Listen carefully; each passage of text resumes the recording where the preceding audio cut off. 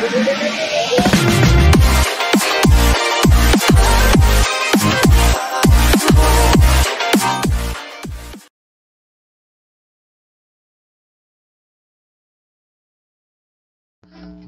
and good day to all YouTube viewers out there, especially to grade 8 students.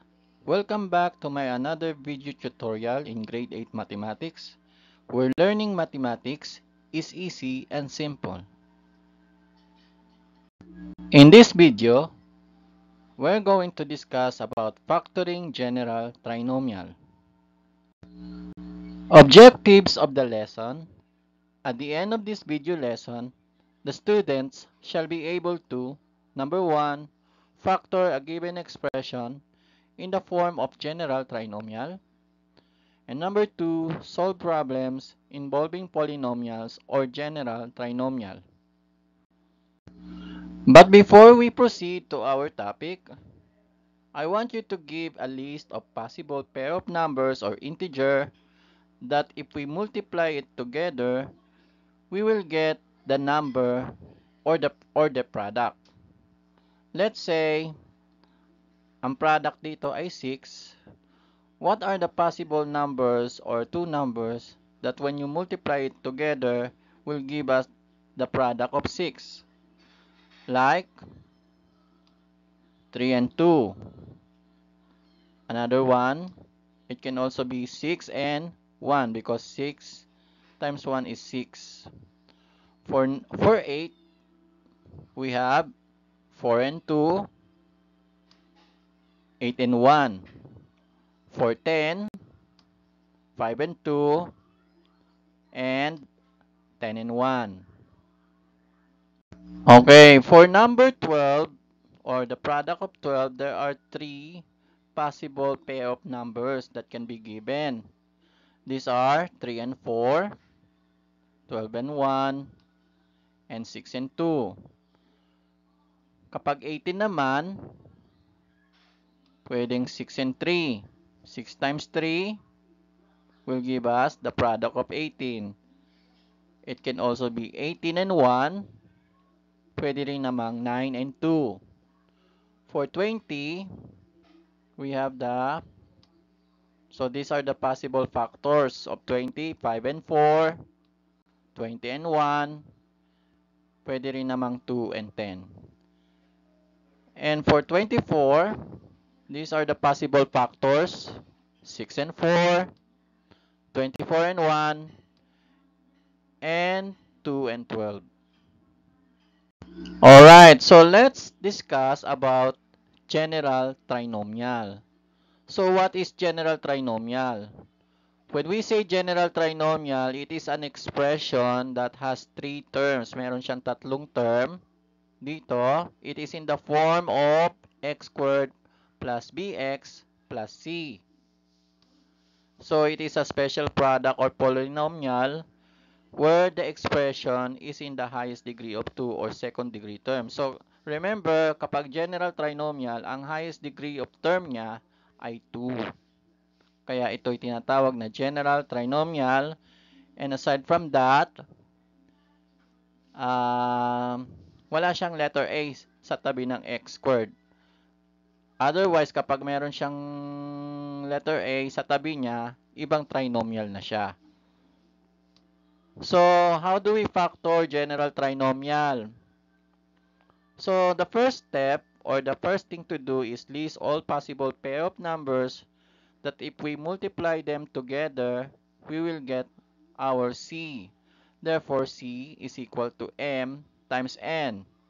So, ang C natin, which is the third term of the general trinomial, para daw makuha natin yung C, dapat yung possible pair of numbers niya, pag minultiply, makukuha natin yung C. And then for number 2, you're going to choose that pair of numbers from the given list that will also be the sum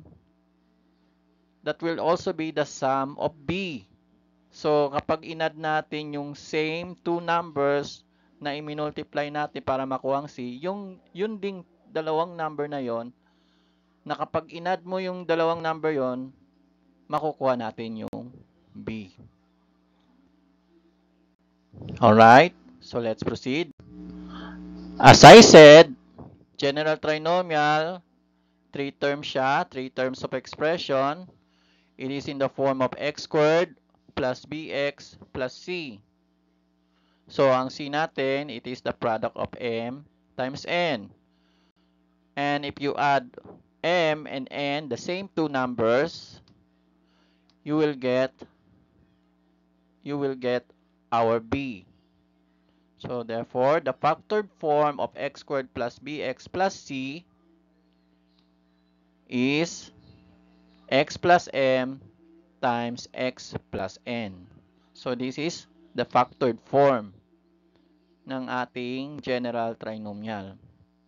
So, remember, yung m at saka n, it represents the pair of numbers that when you multiply it together, we will get the c. And then, if you add them together, we will also get our b. Alright, so let's have our first example. I have here x squared plus 16x plus 15. So this expression is an example of in the form of general trinomial na x squared plus bx plus c. So makikita natin na ang ating b dito ay 16 at ang c natin ay 15.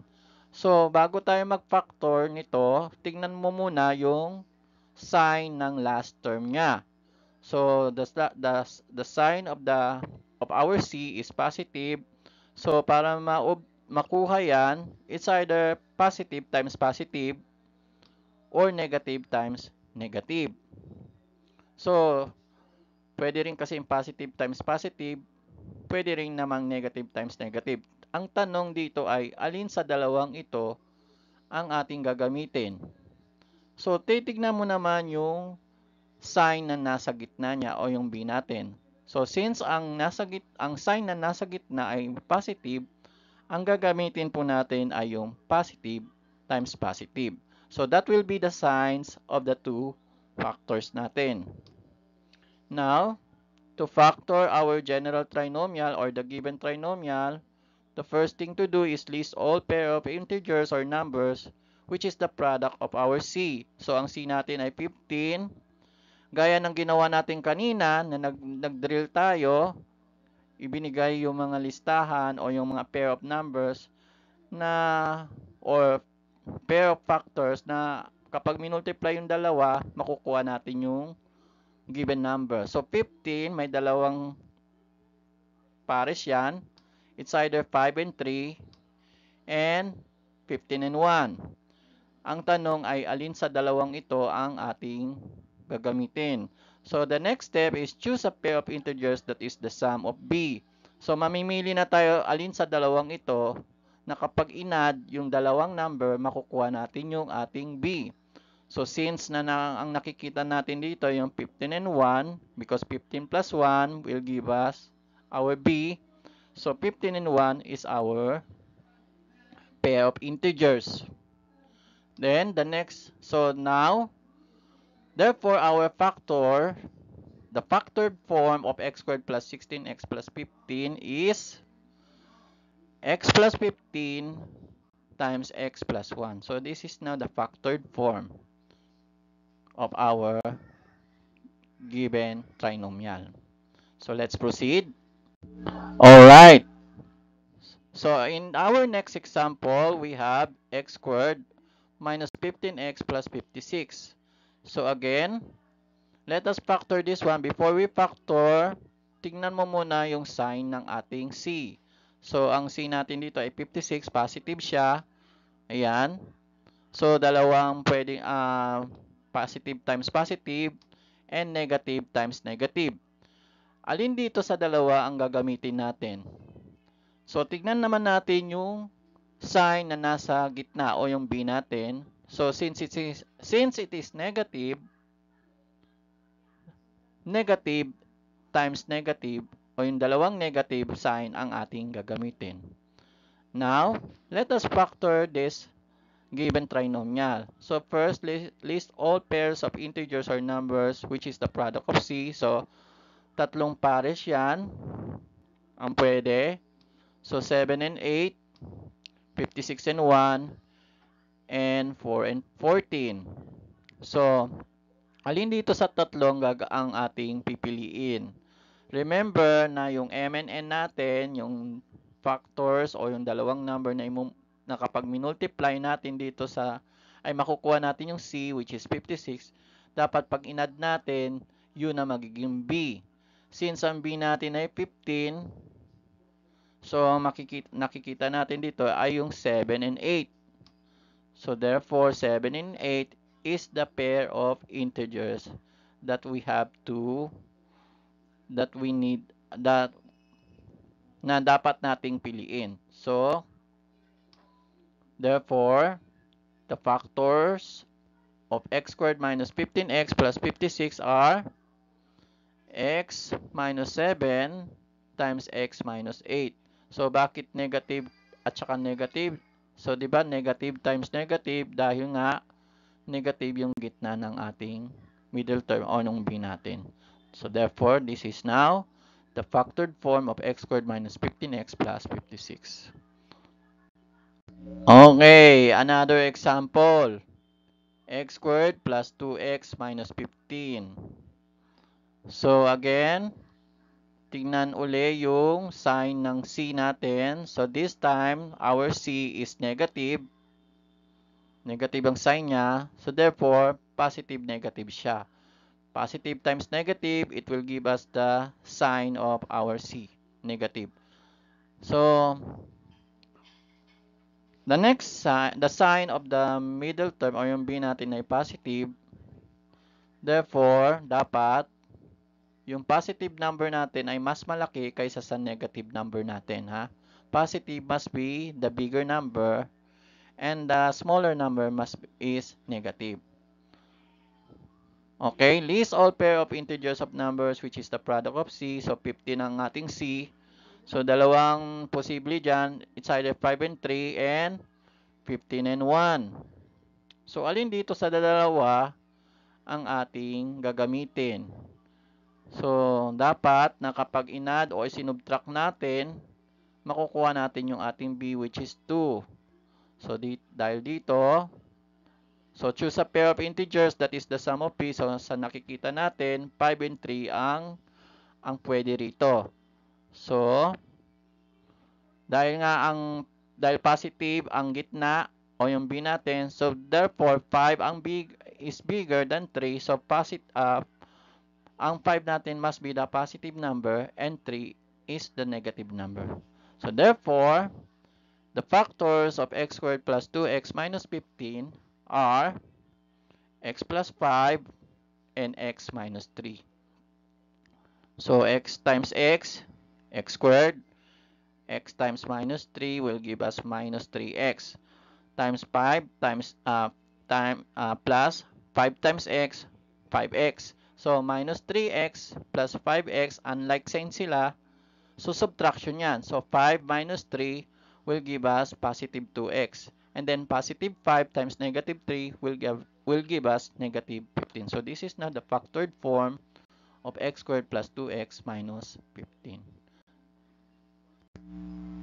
Okay, another one. X squared minus 12x plus 35. So, again, to factor this trinomial, tingnan mo na yung sign ng C natin. So, ang C natin ay positive.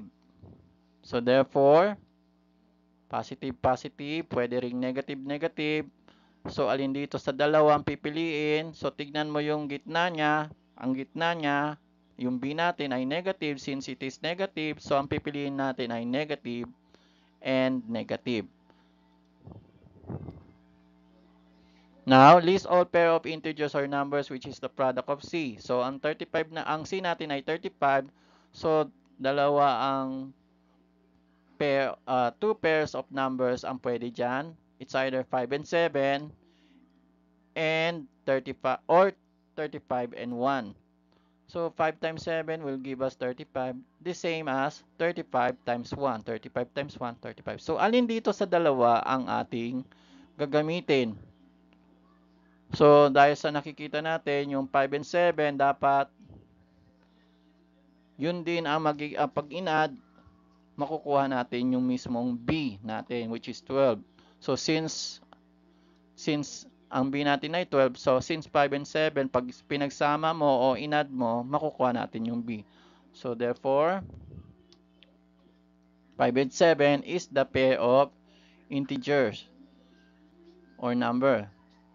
So therefore, our factored form for x squared minus 12x plus 35 is x minus 5 times x minus 7. So, bakit negative? Negative. So, saan ba galing yan? So, ito kasi ang pinili natin, negative and negative. So, ito po magiging sign ng dalawang factor natin, negative and negative.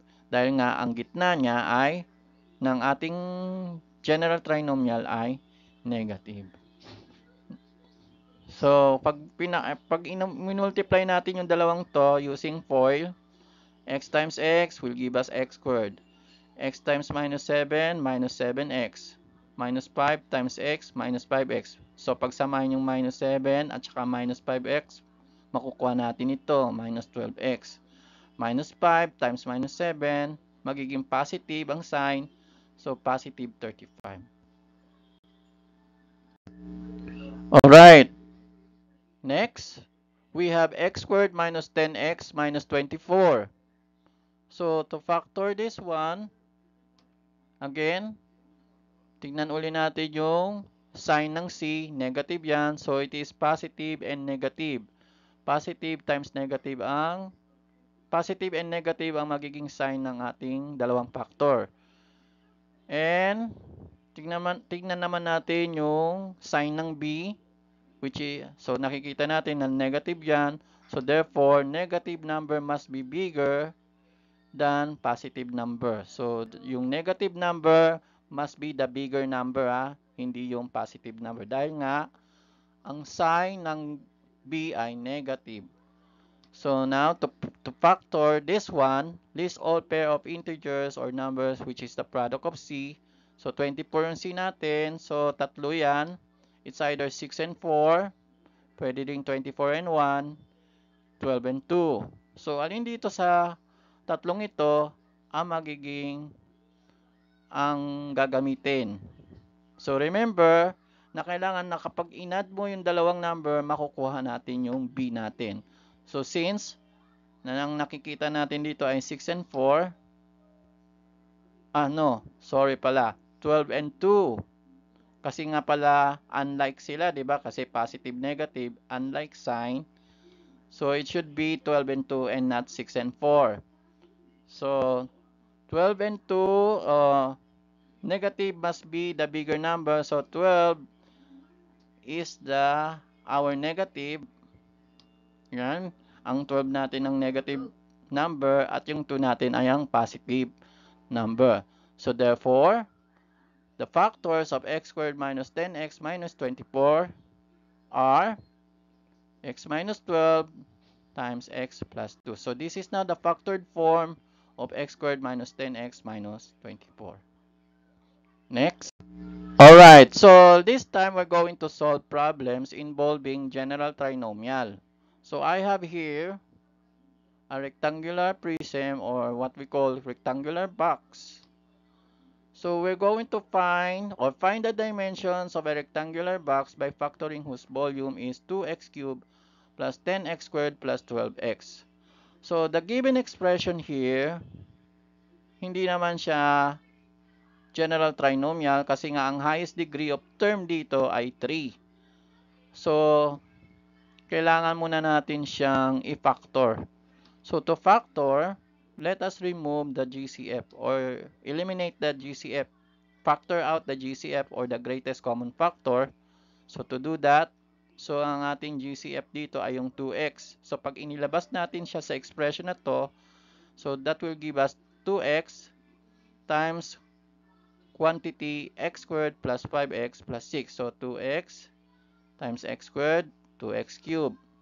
2x times 5x, 10x squared, 2x times 6, 12x.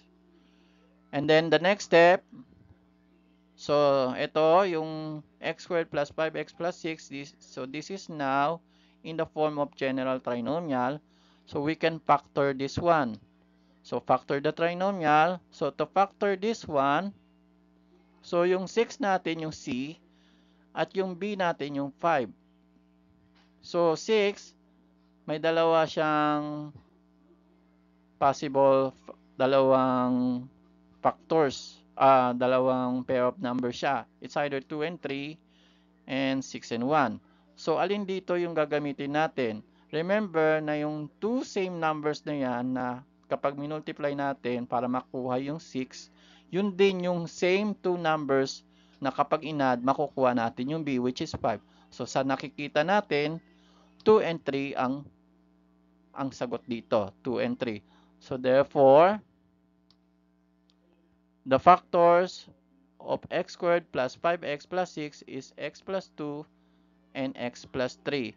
Positive because ang b natin ay positive. Since b is positive, so ang sign ng parehong factors natin ay both positive.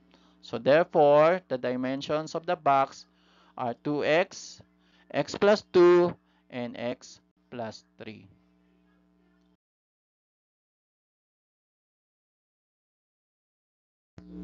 Okay, it's time to test yourself. Get a pen and a sheet of paper. You can pause this video tutorial while doing this activity. Are you ready? So let's begin. Direction, factor the following trinomials. So alright, I'm going to leave this one for you to solve this activity. Alright, it's time to check your answer. Let's see if you got the correct answer. So let us factor each of the following general trinomials or trinomials. So let's begin with number 1. X squared plus x squared plus 8x plus 7. Okay, the factors are x plus 7 and x plus 1. For number 2, x squared plus 11x plus 24, the factors are x plus 8 and x plus 3. For number 3, y squared minus 9y plus 14, the factors are y minus 7 and y minus 2. For number 4, x squared plus 4x minus 21, the factors are, or the factored form, x plus 7 and x minus 3. And for number 5, y squared minus 8y plus 15, the factored, or the factored form is y minus 5 and y minus 3. Did you get all the correct answers? Great job! Please like and share. And don't forget to click the subscribe button for more updated and upcoming video tutorials. That's it for now. Thank you for watching.